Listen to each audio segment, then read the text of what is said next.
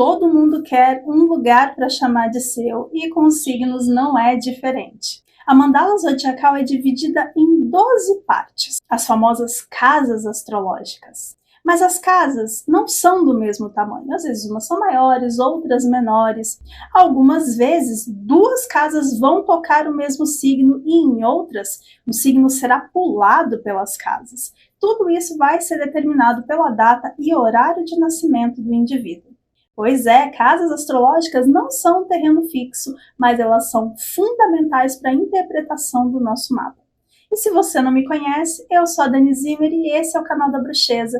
E se você gosta de assuntos como astrologia, tarô e aquela diquinha da bruxa, você está no lugar certo. Então já se inscreve nesse canal, ativa o sininho para não perder nenhuma novidade e deixa o teu like já no início desse vídeo que ajuda bastante o meu trabalho. No vídeo de hoje eu quero apresentar para você o significado de cada casa. Qual setor da sua vida ela rege? E assim você vai ter mais conhecimento para quando você olhar o seu mapa você entender de uma vez por todas que você não é só o seu signo solar. Vamos nessa? As casas são divididas em 3 grupos. As angulares, que são a casa 1, 4, 7 e 10, que estão ligadas à nossa ação. As sucedentes, as casas 2, 5, 8 e 11, que são os pontos de estabilização da nossa vida. E as casas cadentes, que são a casa de número 3, 6, 9 e 12, apontando os pontos de transição, onde as transformações acontecerão na nossa vida. Mas eu não vou ficar me apegando ao astrologuês, até porque isso aqui não é uma aula, porque a minha intenção é que você tenha conhecimento, para toda vez que eu falar num vídeo onde esse signo está, em qual casa ele ocupa no seu mapa, agora você já vai ter um referencial e vai saber do que eu estou falando.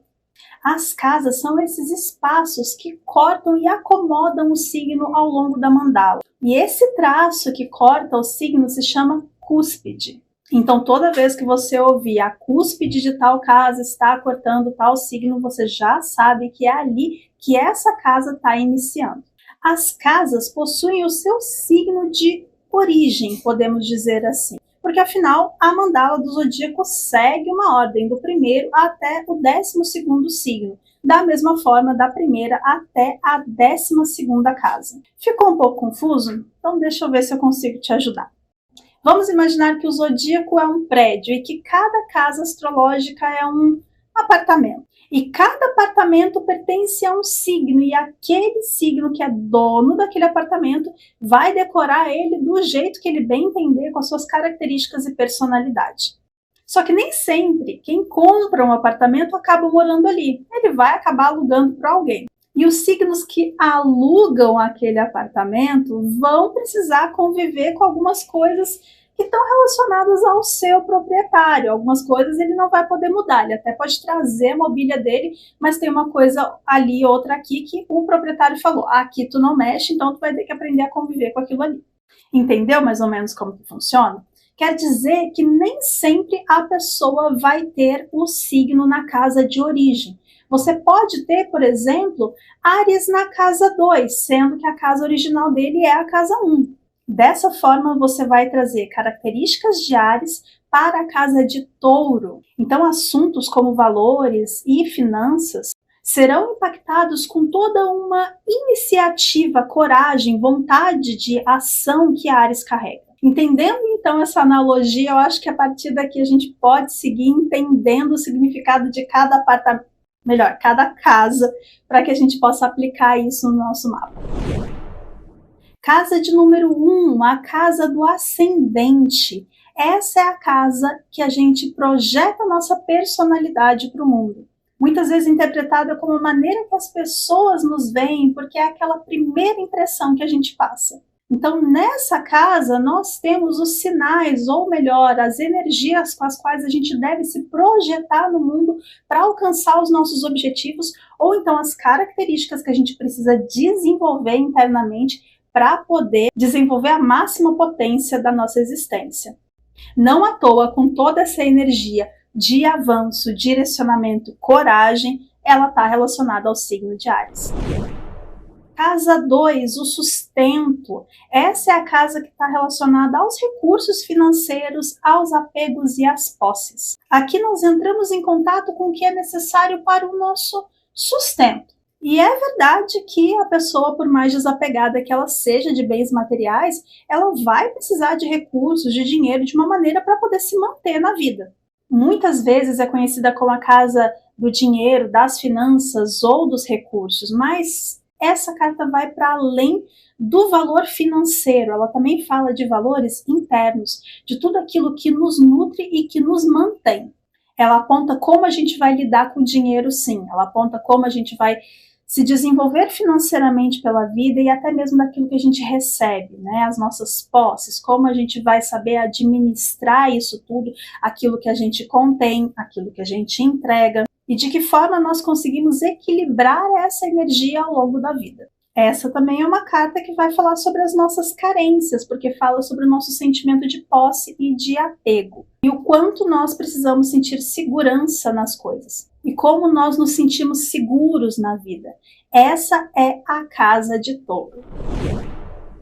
Casa 3, a comunicação. Essa é a nossa primeira casa social. Ela simboliza a maneira como a gente se comunica, os estudos, a maneira como a gente aprende, a nossa busca pelo conhecimento e também a nossa troca de experiência com as pessoas. De quem será que essa casa é, né? Claro, Gêmeos! É aqui que a gente aprende que as pessoas não são iguais, tanto na maneira que elas se expressam como elas pensam. A terceira casa, ela reúne o nosso raciocínio lógico, a nossa percepção diante da vida, a nossa inteligência, a maneira como a gente consegue administrar as informações que chegam para a gente e o que a gente faz com essas informações também. Cada pessoa tem o seu jeito próprio de se comunicar e de aprender. E como eu disse, essa é a nossa primeira casa social, então é onde apresenta as nossas primeiras interações, tanto dentro da família, quanto na primeira infância, ali no colégio, quando a gente inicia essa troca, que a gente começa a entender que não somos só nós e que existe um mundo lá fora. Sendo assim, como essa energia primária está muito presente nessa casa, também vai trazer notas de como nós criamos os nossos primeiros vínculos na vida. Casa de número 4, a casa da família ou o famoso fundo do céu. Essa casa está relacionada ao nosso lar, à nossa família, a maneira como a gente se relaciona com a nossa mãe, a nossa ancestralidade. Ela é determinante para a gente entender as nossas bases, de onde nós viemos e o que nos sustenta. Essa é uma casa muito interessante e muito estudada, principalmente na astrologia kármica, porque ela vai direcionar se esse lugar na sua vida é uma mola que te projeta para os teus projetos do teu sucesso, ou se ela vai ser uma âncora que te segura e impede você de progredir na vida. Não à toa a gente diz que a família é um ponto muito kármico na nossa vida, porque afinal esse é o lugar que nos prepara para o mundo. E para a astrologia kármica, esse é um ponto por ser regido pela Lua, que é um ponto kármico, e também pelo signo de Câncer, que também traz esse referencial. A nossa ancestralidade, o nosso passado, as nossas memórias, lembranças, sejam dessa vida ou de outra, falam muito sobre quem nós seremos na vida. Então essa carta, além de dizer toda essa base que nos sustenta e tudo aquilo que nos alimentou emocionalmente até aqui, também diz respeito a alguns traumas e medos que nós podemos carregar ao longo da vida. Casa de número 5. Essa é uma casa bem múltipla em seu significado, mas vamos tentar entender de onde vem toda essa diversidade. Essa é uma casa relacionada aos prazeres, aos filhos, à nossa criatividade e ao lazer.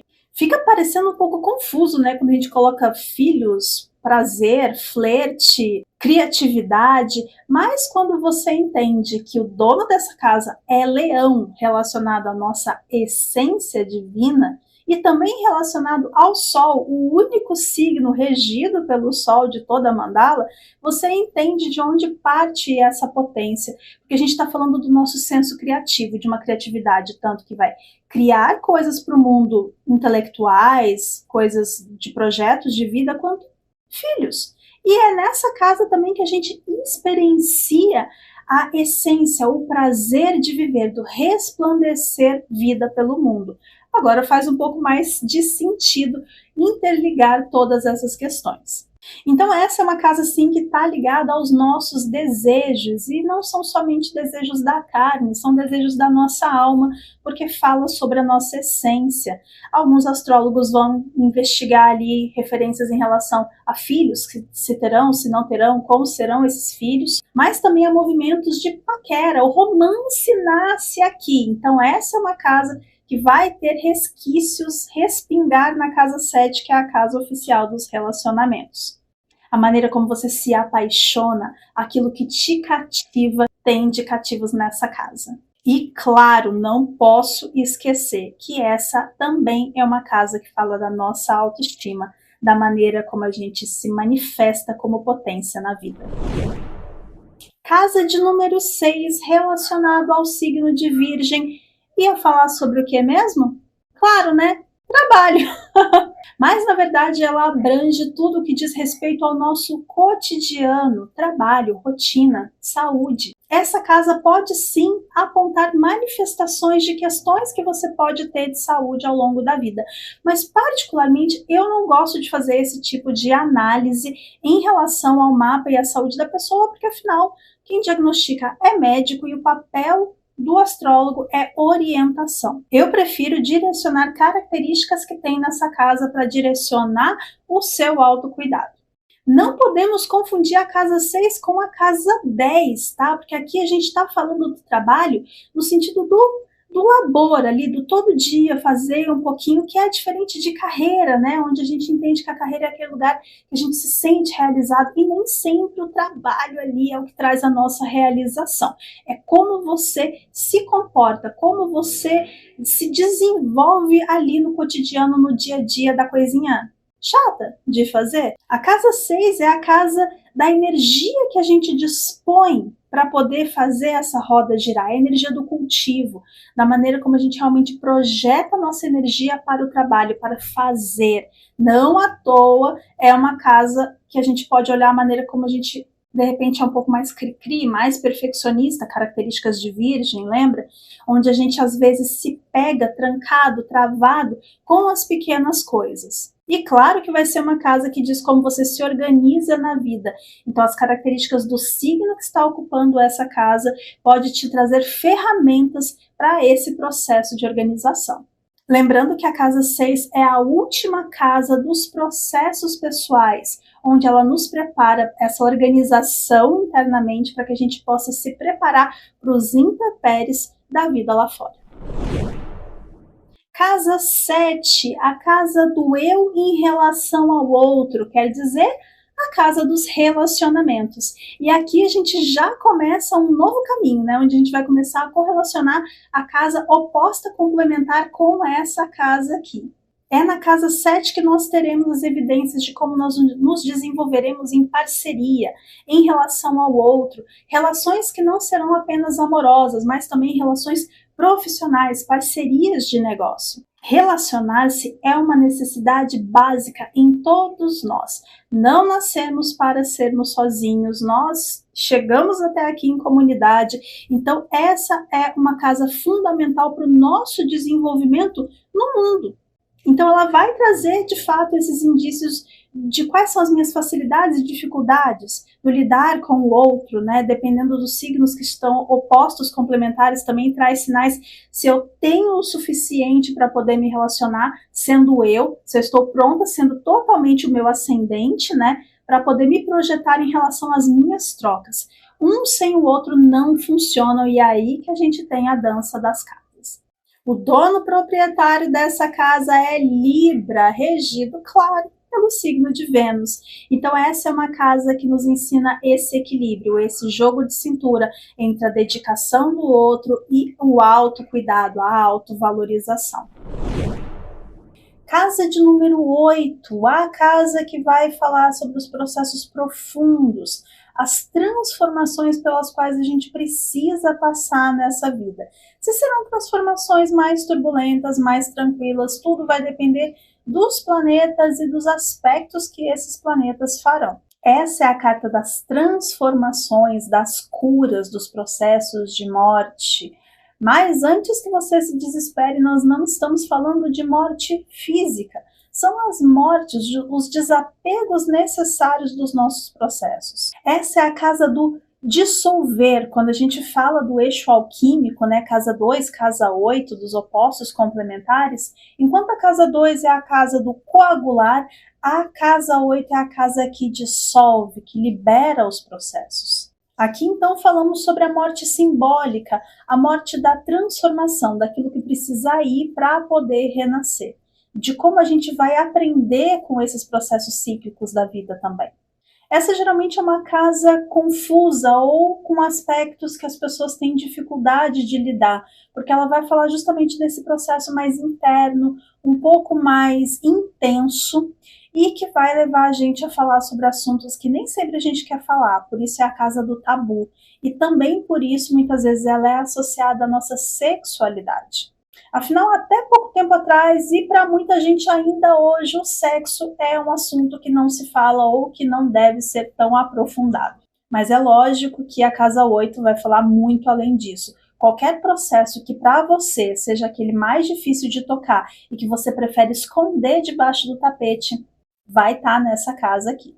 A casa 8 é a segunda casa da tríade kármica da mandala astrológica. Começando na casa 4, onde a gente nasce, né? A gente traz toda essa bagagem de vidas passadas e também da construção da família dessa vivência. Na casa 8 a gente tem a oportunidade do desapegar de algumas coisas que não nos agregam mais, daquilo que a gente não vai levar para o restante da nossa experiência, de tudo isso que precisa ser curado e regenerado, inclusive dessa bagagem que a gente coagulou até aqui. Sendo então uma casa altamente kármica, negar os assuntos da casa 8 pode ser um caminho bem equivocado de trabalhar os processos pessoais.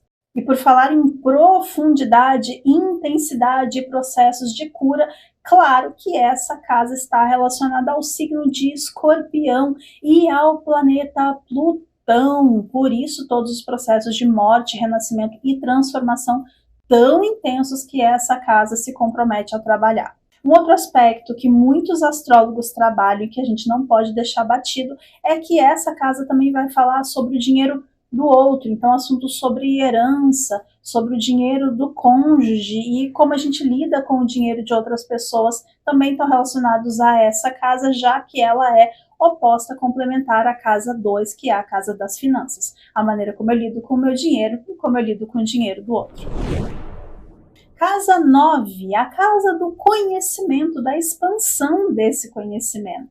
A gente está falando de uma casa que vai apontar os nossos caminhos de fé, de filosofia de vida, e aqui a fé não está somente ligada à religião, mas sim, vai falar sobre a nossa religiosidade. Esse movimento do nos conectar com algo transcendental.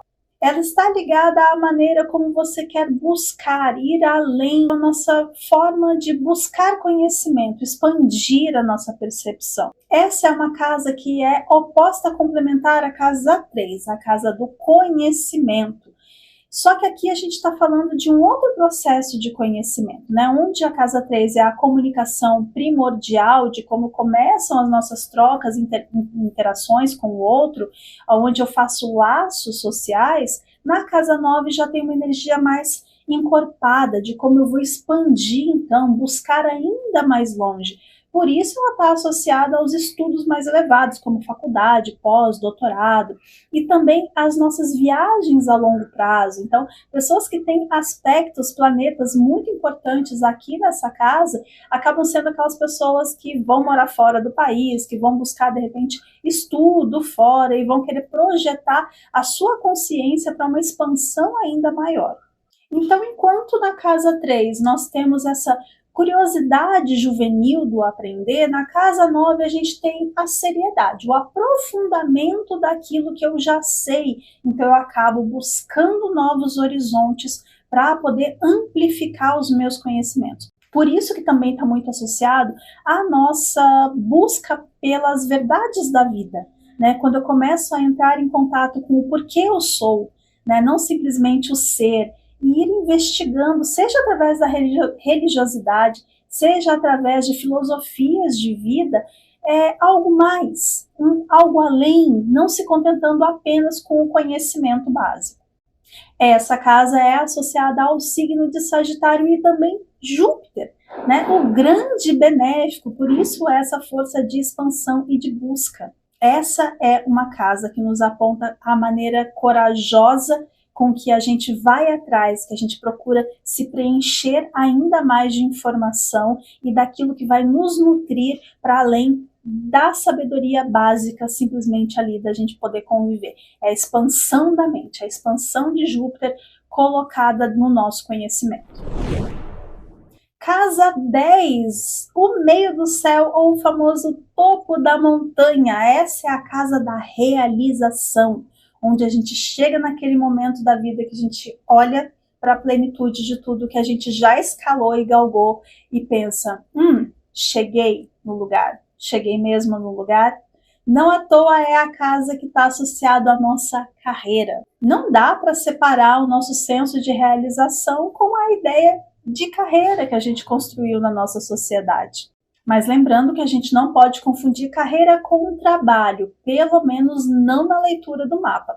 Lembra do que a gente falou sobre a casa 6? Que a gente está falando que o trabalho é aquela questão do cotidiano, a carreira é aquilo que nos preenche, nos toma, que muitas vezes as pessoas vão falar sobre propósito. Eu não gosto muito de usar essa palavra, porque eu acho ela muito supervalorizada, mas sim, você pode entender dessa forma se você preferir. Mas eu não gosto de bater o martelo e falar que a casa 10 é a casa da carreira, porque eu entendo que a ideia de realização vai para além de uma carreira. Às vezes você não tem uma carreira estabelecida, ou a carreira que você desenvolveu não te traz aquela satisfação. Essa casa fala justamente sobre isso, sobre aquilo que te preenche, que te transborda, e nem sempre vai ser no trabalho que você vai encontrar essa energia e tá tudo bem. Algumas vertentes da astrologia vão relacionar essa casa também à ideia do pai, ou a ideia de como a gente se relaciona com a figura paterna. Para mim, há controvérsias em relação a essa associação. Eu entendo essa casa como a maneira que nós lidamos com a responsabilidade, como nós lidamos com a figura de autoridade propriamente dita. Afinal, essa é a casa de Capricórnio e o seu regente é Saturno, o senhor do karma. Então, o signo e os planetas que estão nessa casa e os aspectos que eles fazem vão trazer nuances de como você se relaciona com as responsabilidades em relação à sua realização. Essa é a casa oposta complementar à casa 4, a casa da família, reforçando ainda mais a ideia de que aquilo que a gente recebe das nossas bases é diretamente responsável também, além das nossas atitudes, daquilo que nos projeta para as nossas realizações ou para o oposto disso. É claro que a família não é responsável pelo nosso sucesso, mas a maneira como nós assimilamos aquilo que nós recebemos, seja de forma de descarregar ou até mesmo de coagular as questões que são trazidas pela família, são um indício se nós vamos subir esse topo da montanha com satisfação. Escalar até a casa 10 é nossa responsabilidade. Como nós trabalhamos a casa 10 é que dará indício se nós faremos esse trajeto com leveza ou se nós seremos ancorados pela força da casa 4. Casa 11, a casa da coletividade. Essa é a casa que vai apontar como você se desenvolve socialmente, entre os grupos, os teus amigos, quais serão os grupos aos quais você vai querer se associar, principalmente a partir da tua intelectualidade, quais serão as ideias que você vai sentir sintonia ao longo da vida. Essa casa também fala sobre o teu sentido de esperança e visão do futuro, afinal ela está associada ao signo de Aquário e ao planeta Urano, os grandes revolucionários e visionários do zodíaco. Mas vale lembrar que Aquário já foi regido também por Saturno e que isso traz toda uma responsabilidade, então comprometimento com os grupos sociais aos quais você se envolve. Essa é uma casa que aponta os nossos comprometimentos com os nossos ideais e também com a nossa perspectiva em relação à humanidade, da nossa associação, inclusive, com grupos que podem levar ou não processos humanitários para frente. Se processos sociais serão importantes para mim ou não, se isso terá uma grande relevância e se eu serei atuante de forma projetiva nesses processos. É a maneira como a gente vai se desenvolver no âmbito social. A casa 11 é oposta complementar à casa 5. Então nós estamos falando da energia solar do signo de Leão, fazendo oposição e complementando a força do signo de Aquário na casa 11. Aqui a gente tem o eu podendo impactar o todo. É aquele momento em que o micro faz a diferença no macro. Nuances relacionadas às nossas rebeldias, às revoluções e como a gente projeta isso no mundo também podem aparecer aqui dependendo do signo dos planetas que estão habitando essa casa. O quanto de desejo e força você coloca no teu impacto no mundo. Essa também é uma casa que sinaliza como você lida com a sua independência, qual o valor da independência na sua vida e a sua fluidez nesse âmbito social. Casa de número 12, a última casa do zodíaco e também a casa que não apenas encerra esse ciclo, como coagula a experiência de cada uma das casas anteriores. Essa também é a casa que vai fechar aquela tríade kármica que eu falei anteriormente. Então, após a gente nascer na casa 4 e passar pelos processos de transformação e cura da casa 8, a gente tem a oportunidade de fechar todo esse processo com a casa do ajustamento, para que a gente possa, então, colocar na balança todos os processos que foram coagulados até aqui, para que a gente possa, então, transcender rumo à nossa evolução.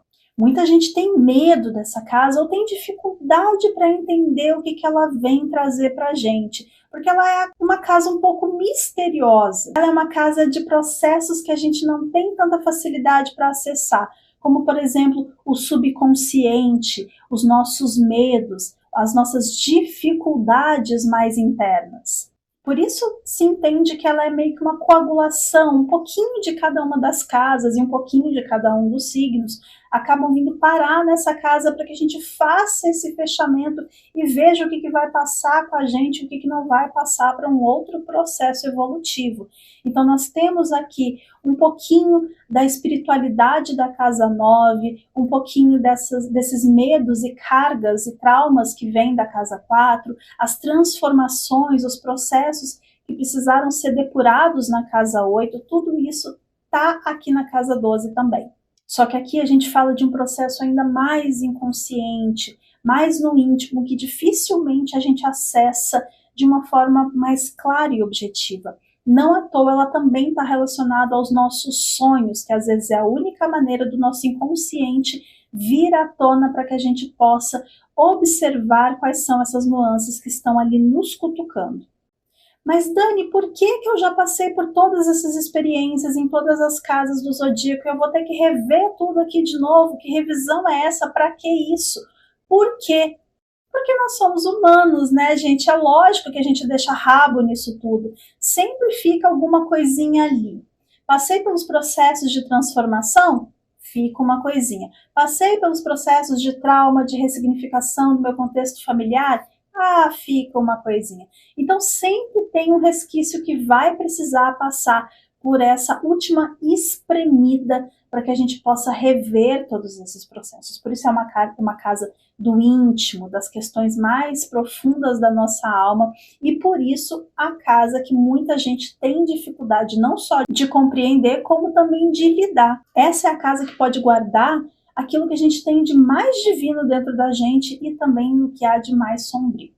Pessoas que têm muitos planetas, muitos aspectos nessa casa, costumam ser pessoas mais introvertidas ou profundas, aquelas pessoas que têm muitos processos internos e acabam sempre se voltando para dentro de si. Elas podem ter até dificuldade de lidar com o mundo real. Tamanha é a dificuldade que ela tem de submergir e vir à tona dos seus processos pessoais. Da mesma forma que essa casa aponta os nossos processos internos, de como a gente olha para dentro, ela também é a casa do altruísmo e da abnegação. Então ela vai apontar os nossos processos de caridade, de como a gente se entrega para o outro. E muitas vezes vai apontar os momentos em que a pessoa vai exagerar nesse ponto também. Da mesma maneira que a pessoa se aprofunda demais, ela se entrega demais nos processos de doação. Por ser tão interna, misteriosa e ligada ao nosso divino pessoal, também é uma casa que está ligada à nossa intuição, aos nossos processos de percepção mais fina. Dessa forma, também temos aqui nuances sobre a nossa saúde mental e a maneira como que a gente lida com a solidão e com os processos dos ciclos, os encerramentos de ciclo. Essa casa está relacionada ao signo de Peixes e ao planeta Netuno, senhor das águas profundas, mas já foi regido também por Júpiter, por isso ela também está associada à nossa espiritualidade, que é aquilo que nos aprofunda. Essa espiritualidade, ela não é dogmática como a espiritualidade que a gente viu na casa 9. Ela é aquela espiritualidade que a gente não explica, que a gente não entende, que não está no livro, é simplesmente um sentir. Aquilo que de fato nos religa ao divino. A casa 12 nos mostra como nós sonhamos, as nossas utopias e o nosso altruísmo, a nossa entrega para os outros. É a desmaterialização do eu. Ela é oposta complementar à casa 6, que é justamente esse processo de organização, onde a gente toma ciência do nosso corpo físico. Aqui a gente pega o corpo físico, entendido e estruturado, e descristaliza ele num processo divino e espiritual. A casa 12 nos ensina como nós lidamos com a subjetividade da vida, aquilo que não pode ser medido, explicado ou descoberto. Jornada intensa essa, né? Claro que vários fatores vão ser cruciais para a interpretação do seu mapa. Se existem planetas nessas casas, quais aspectos que eles fazem, se eles serão positivos ou desafiadores, se existem signos interceptados, cada detalhe vai ajudar a contar a tua história, tanto dessa vida quanto da vida anterior. Mas eu acho que essas informações já te ajudam a se direcionar um pouquinho pelo teu mapa, não é mesmo? Mas se você quiser conhecer mais a fundo o teu mapa, principalmente o teu mapa kármico, é só acessar esse link na descrição do vídeo, me chama que a gente agenda o teu atendimento. Além do relatório escrito, você também passa por uma sessão ao vivo comigo, onde você vai poder tirar todas as suas dúvidas e nós vamos esmiuçar juntos cada detalhe do teu mapa, traçando essa história, trazendo as orientações que você precisa para desenvolver melhor a tua essência no mundo. E essa sessão também fica gravada e você terá acesso a ela sempre que você precisar. Bom, eu prometi muito esse vídeo Dívida Paga. Eu espero que vocês tenham gostado. Não esquece de deixar o teu like nesse vídeo, compartilha com os amigos que podem achar esse assunto interessante também. E me siga em todas as minhas redes para não perder nenhum conteúdo. Em todas elas eu sou @Dani_Bruxeza. Eu vou ficando por aqui. Um beijo da bruxa e até a próxima.